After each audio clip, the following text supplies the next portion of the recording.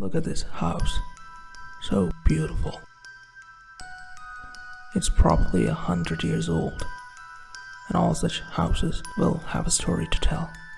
You know, they say that if you need your house to stay strong even after generations, you'll need to sacrifice something for the house. Something valuable.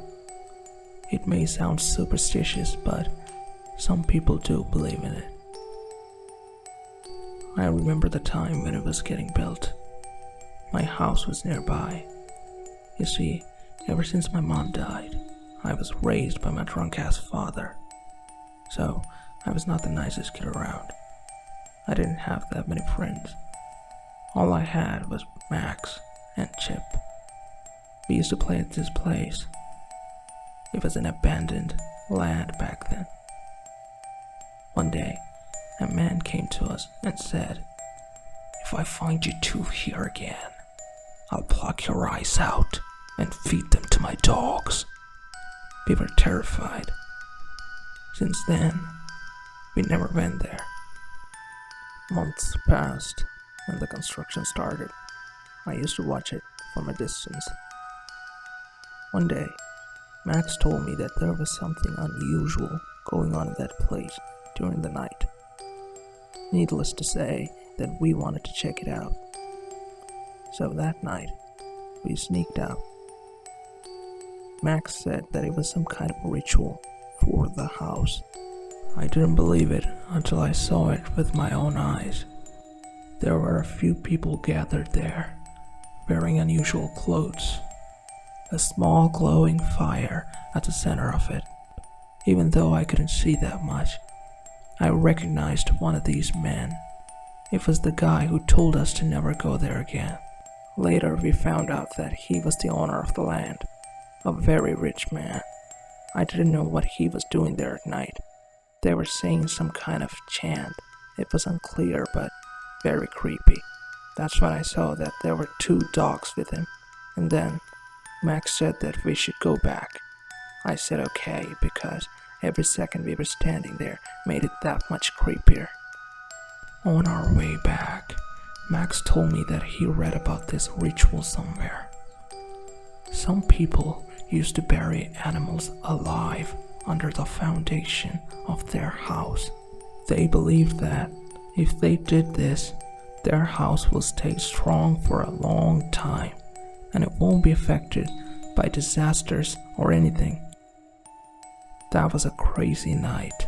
Since then, I used to have nightmares about it, and I even stopped letting Chip go outside for a while. One day, I was genuinely scared when I saw that man talking with my father. I mean, why would a man that rich would even come near someone like my father? Something was wrong. But I was too afraid to ask my father about it, so I let it go. That night, it happened. I was in my sleep. Then, I felt like I was floating in the air, like someone was taking me away in a dream. I was half awake, but before I realized that it was not a dream, something hit my head. It was so painful that I couldn't even open my eyes. It was all a blur. I felt like I was in a pit. They were throwing dirt and stones at me. Every inch of my body was in pain. I couldn't move. I couldn't even breathe. I cried and cried until my mouth stopped moving. It feels like yesterday, how my flesh, bones, and even my hair became a part of this building. Now, I can say that the house is me, but how? I don't know the answer. All I know is, decades after they did this so-called ritual, I woke up. It felt like a long dream. My head hurt like hell. That's the problem. Our bodies may decay, but the pain is still there. It won't go away. It never goes away. And yet, people say that I'm evil for doing what I did. I disagree with them. I mean, my father died in his 60s, and the superstitious rich man died in his 50s.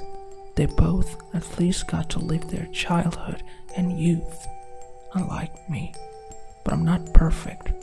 I told you that already. Maybe this is wrong, taking the youngest son of this family. But I'm not gonna hurt him though.